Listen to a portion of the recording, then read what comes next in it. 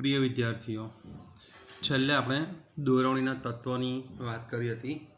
તો દોરવણીના તત્વ 4 છે. પહેલું નિરીક્ષણ, બીજું અભિપ્રેરણ, ત્રીજું નેતૃત્વ અને ચોથું માહિતી સંચાર. તેમાંથી જે પહેલો મુદ્દો છે નિરીક્ષણ, સુપરવિઝન, તો આપણે એની વાત કરીશું. તો સૌથી પહેલાં એની પ્રસ્તાવના, કામદારોના કાર્યની દેખરેખ રાખવી એટલે નિરીક્ષણ. સૌથી સરળ જવાબ કે જ્યાં કોઈ કારખાનું હોય અને મોટા મોટા મશીનરી હોય અને જે કારીગરો કામ કરે, વર્કર જેને આપણે કહીએ છીએ, તે લોકો કાર્ય બરાબર કરે છે કે નહીં તે જોવું એટલે કે દેખરેખ રાખવી, તેને નિરીક્ષણ કહીશું. નિરીક્ષણનું કાર્ય મોટા ભાગે સંસ્થાના આંતરિક કાર્યભાર સાથે સંકળાયેલું હોય છે. મતલબમાં જે કોઈ પણ ધંધાકીય એકમ હોય એનું આ અંદરનું કાર્ય છે એટલે આંતરિક કાર્ય છે અને સંચાલકોને એના પર કાબૂ હોય છે. એક મહત્ત્વનું વિધાન બોલીશ કે નિરીક્ષણનું કાર્ય સંચાલનની તળ સપાટીએ વધારે જોવા મળે છે. MCQ તો VSQમાં પૂછી શકાય અને જરા ટીક કરી દેજો. કામદારો અને ફોરમેનના કાર્યનું નિરીક્ષણ કરવાનું કાર્ય જે કરે તેને નિરીક્ષક કહે છે. આ વળી એક નવો સવાલ જવાબ આવી જાય તમારો કે નિરીક્ષક અંગ્રેજીમાં એને સુપરવાઇઝર કહેવાય છે. તો ફરીથી જવાબ જરા ચેક કરી લો. કામદારો અને ફોરમેન, તો એમના કાર્યનું નિરીક્ષણ કરવાનું કાર્ય જે કરે છે તેને કહીશું નિરીક્ષક. નિરીક્ષક કામદારો અને ફોરમેનના કાર્ય અંગે જવાબદાર હોય છે. મતલબમાં આ કામદારો અને ફોરમેન જે કામ કરે છે તે અંગેની સંપૂર્ણ જવાબદારી એટલે કે એના જવાબ અને ખુલાસા આપવાનું કામ નિરીક્ષક કરતો હોય છે અને તે સંચાલનની ઉચ્ચ સપાટી અને કામદારો વચ્ચે ચાવીરૂપ સ્થાન ધરાવે છે. આગળ વાત કરીશું. નિરીક્ષણ એટલે તાબેદારોને સોંપવામાં આવેલું કાર્ય અને તેમને આપેલી સૂચનાઓ અને હુકમ અનુસાર અમલીકરણ યોગ્ય રીતે થાય છે કે નહીં તેની ખાતરી મેળવવી અને ધંધાકીય એકમના ધ્યેયને શ્રેષ્ઠ સિદ્ધિ માટે માનવીય અને ભૌતિક સાધનોનો મહત્તમ ઉપયોગ શક્ય બને તેવી ખાતરી મેળવવી. મતલબ નિરીક્ષકમાં બે વસ્તુની એ લોકો બાબત વિશ્વાસમાં લે છે. સૌથી પહેલું જે સૂચનાઓ આપવામાં આવે છે તે અને હુકમ આપવામાં આવે છે તે યોગ્ય રીતે એનો અમલ થાય છે કે નહીં તે જોવામાં આવશે. અને વળી નિરીક્ષણથી એક બાબતની બીજી એક ખાતરી, બીજો એક વિશ્વાસ મળી જાય છે કે એકમના જે ધ્યેય છે તો એ ધ્યેય સિદ્ધિની દિશામાં બે બાબત, માનવી એટલે કે માણસો અને ભૌતિક સાધનો એટલે કે યંત્ર, પ્લાન્ટ વગેરે, તો એનો મહત્તમ ઉપયોગ શક્ય છે કે નહીં તો તે બાબતની અહીંયા ખાતરી મેળવવામાં આવે છે. હવે અહીંયા બે નાનકડી વ્યાખ્યા છે તો બંને વ્યાખ્યાનો અભ્યાસ કરી લઈએ. સૌથી પહેલાં સરળ અર્થમાં જો કહેવું હોય તો નિરીક્ષણ કોને કહીશું? આપણે ઉપર જે વાત કરી હતી તે જ, કામદારોના કાર્યની દેખરેખ રાખવી એટલે નિરીક્ષણ. મતલબમાં જ્યાં કારખાનું હોય અને લાઇનસર મશીનરી ગોઠવેલી હોય અને કારીગરો કામ કરતા હોય તો એના પર જે દેખરેખ રાખવી એટલે એને જોવું, સતત એનું ધ્યાન રાખવું, તો તેને કહીશું નિરીક્ષણ. હવે એક સંચાલન શાસ્ત્રી છે R.C. ડેવિસ, તો એના શબ્દોમાં કેવું હોય તો નિરીક્ષણ એ એક એવું કાર્ય છે કે જેના દ્વારા યોજનાઓ અને સૂચનાઓ મુજબ કાર્ય થઈ રહ્યું છે તેની ખાતરી મળે છે. મતલબમાં જો નિરીક્ષણ કરવામાં આવશે તો એક પ્રકારની ગેરંટી મળતી હોય છે કે જે આયોજન નક્કી કરેલું હોય અને જે સૂચનાઓ અપાઈ રહેલી હોય છે તો તે મુજબ કામ થાય છે તેવી એક ખાતરી, તેવી એક ગેરંટી મળે છે, તો તેને કહીશું નિરીક્ષણ. હવે અહીં એક અલગ ભણવાનો મુદ્દો આવશે, નિરીક્ષકના કાર્ય. તો એના 11 જેટલા કાર્ય છે અને પરીક્ષામાં ટૂંકનોંધ તરીકે આ સવાલનો જવાબ પૂછાય છે. તો આ જરા ધ્યાન રાખજો. નિરીક્ષકના કાર્ય: પહેલું, કાર્યનું આયોજન કરવું અને કાર્યમાં આવતા અવરોધો દૂર કરવા. મતલબમાં સંચાલનના કોઈપણ કાર્યની શરૂઆત કરો ને તો એમાં સૌથી પહેલું કાર્ય આયોજનનું હોય છે.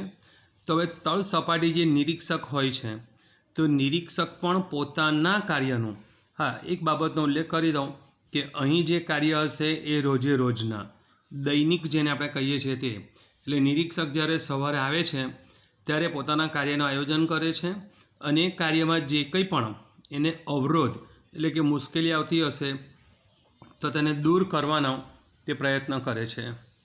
નંબર 2, કાર્ય સમયસર પૂર્ણ કરવા માટે જરૂરી માર્ગદર્શન અને દોરવણી આપવી. હવે નિરીક્ષકનો આ બીજો કાર્ય છે કે એણે જે આયોજન કરેલું છે તો તે આયોજન સમયસર પૂરું થવું જોઈએ. મતલબમાં જો સવારે આયોજન થાય છે તો સાંજે એટલે કે રાત પડતા સુધીમાં એ કાર્ય પૂરું સંપૂર્ણ થઈ જવું જોઈએ. તો તે માટે પોતાના હાથ નીચે જેટલા પણ કામદારો છે કે ફોરમેન છે તેને માર્ગદર્શન આપશે અને દોરવણી આપશે. નંબર 3, કર્મચારીઓના કાર્યની સતત દેખરેખ રાખવી જેથી સમય અને શ્રમનો બચાવ થઈ શકે. હા, નિરીક્ષકનું એક કામ એ છે કે લાઈવ કેમેરા જેમ હોય છે તે પ્રમાણેનું, મતલબમાં જે કામદારો કામ કરતા હોય છે તેના કાર્યો પર સતત મતલબમાં અટક્યા વિના દેખરેખ રાખતા હોય છે. હવે આવો કરવાનો મતલબ એક જ છે કે કોઈ કારીગર ખોટી રીતે સમય પસાર નહીં કરે અને ત્યાં બેસીને વાતચીત કે ગપ્પા ના મારે. એટલે એમ કે અહીં સમય અને શ્રમ બંનેનો બચાવ થઈ શકે અને નક્કી કરેલા સમયે કાર્ય પૂરું થઈ શકે. 4થા નંબરનું કાર્ય, કર્મચારીઓના વ્યક્તિગત ઉદ્દેશોને સમગ્ર એકમની ઉત્પાદકતાના ઉદ્દેશો સાથે સાંકળવાનું કાર્ય નિરીક્ષક કરે છે. મતલબ અહીંયા આપણે એને કહીશું જૂથ ભાવના અથવા સંવાદિતાની વાત કરું છું કે અહીં દરેક જે કારીગરો કામ કરશે તો એ કારીગરોના પણ ચોક્કસ હેતુ હોય છે. તેને વ્યક્તિગત હેતુ કહેવામાં આવે છે અને એકમમાં જે ઉચ્ચ સપાટીએ હેતુ નક્કી થાય છે તો તેને એકમના હેતુ કહેવામાં આવશે. હવે અહીં બંને હેતુ અલગ અલગ હોય છે પણ એ બંને હેતુને જોડવાનું એટલે કે એને સાંકળવાનું, સંકલન કરવાનું કામ નિરીક્ષક કરતો હોય છે. 5મા નંબરનો મુદ્દો, કર્મચારીઓની કાર્યક્ષમતામાં વધારો થાય તે માટે અભિપ્રેરણ અને પ્રોત્સાહનો પૂરા પાડે છે. મતલબમાં કર્મચારી જે કામ કરતા હોય કામદારો તેની કામ કરવાની શક્તિ એટલે કે એફિશિયન્સી તો તે વધે તો તે માટે નિરીક્ષકનું કાર્ય કર્મચારીને અભિપ્રેરણ એટલે કામ કરવાની ઈચ્છા મનમાં જાગૃત કરવી અને જ્યાં પણ કોઈ વ્યક્તિ કંટાળે છે તો કોઈપણ પ્રકારનું પ્રોત્સાહન નાણાકીય કે બિન નાણાકીય તો એ સતત પ્રોત્સાહન પૂરું પાડે છે કે જેથી કરીને એ વ્યક્તિને કામમાં રસ રહેશે અને પોતાના કામને ધીમે ધીમે વધારતો જશે. 6થા નંબરનો મુદ્દો, કર્મચારીઓમાં જૂથ ભાવના ટકાવી રાખે છે. મતલબમાં જેટલા બી કર્મચારી કામ કરતા હોય તેમની વચ્ચે સંપ, એકતા અને સુલેહ તો આ બધી બાબત જાળવવાનું કામ નિરીક્ષક કરતો હોય છે. મતલબ નિરીક્ષક એક ક્રિકેટ ટીમના કેપ્ટન જેવું કામ કરે છે જે પોતાના હાથ નીચેના બધા જ ખેલાડીઓને એકસાથે લઈને ચાલતો હોય છે. તો તેને કહીશું જૂથ ભાવના. અને ભાઈ 7મો મુદ્દો, માહિતી સંચાર ઝડપી બનાવવાનું કાર્ય. હવે કોઈપણ એકમમાં કાર્ય ક્યારે ઝડપી થશે કે માહિતીનું જે પ્રસારણ છે તે માહિતીનું પ્રસારણ ઝડપી થવું જોઈએ. મતલબ જે કંઈ બી સૂચના, હુકમ કે આદેશ મળે તે ઝડપથી ફેલાવવા જોઈએ. તો તે બાબત કરવાનું કામ જેને માહિતી સંચાર કહેવામાં આવે છે તો તે કાર્ય ઝડપથી બને તો તે જોવાનું કામ પણ નિરીક્ષકનું હોય છે. 8મા નંબરનો મુદ્દો, એકમમાં આવતી નવી ટેકનોલોજી તો તેના ઉપયોગ વિષયક માર્ગદર્શન આપે છે. હવે નિરીક્ષકનું કામ એ છે કે ધંધાકીય એકમમાં જે કોઈ પણ નવી પદ્ધતિ, નવી રીત, નવી ટેકનોલોજી, નવા યંત્ર તો એ જો આવતા હોય અથવા નવા શોધાયા હોય કે જેના વિશે શોધ સંશોધન ચાલતું હોય તો એ સમગ્ર માહિતી પોતાના હાથ નીચેના કામદારોને સતત આપતા હોય છે. એટલે એમ કે કામદારો એક રીતે માનસિક રીતે તૈયાર થઈ જાય મગજથી અને જો એ રીત અપનાવવાની હોય તો તેઓ સહેલાઈથી અપનાવી શકે છે અને વિરોધ ન કરી શકે. ત્યાર પછી 9મો મુદ્દો, કર્મચારીઓમાં શિસ્તની ભાવના ટકાવી રાખે છે.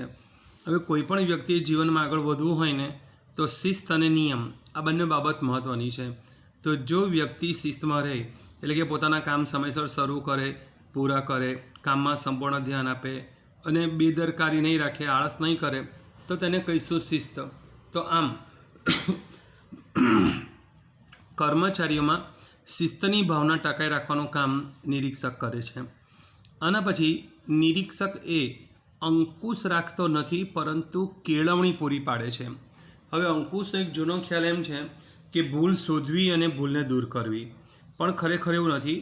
અંકુશનું કામ કેળવણી એટલે એક શિક્ષણ આપવા જેવું છે કે ભાઈ વ્યક્તિના કામમાં જો ભૂલ હોય તો એ ભૂલ કેમ થઈ, તો કે એનું કામ કરવાની પદ્ધતિ કે રીત ખોટી હોઈ શકે, તો એ ખોટી રીત કે પદ્ધતિને દૂર કરવી અને સાચી રીત અને પદ્ધતિ શીખવવી, તો તેને કહીશું કેળવણી. એટલે એવું કહી શકાય કે નિરીક્ષક એક શિક્ષક તરીકેનો કાર્ય પણ કરતો હોય છે.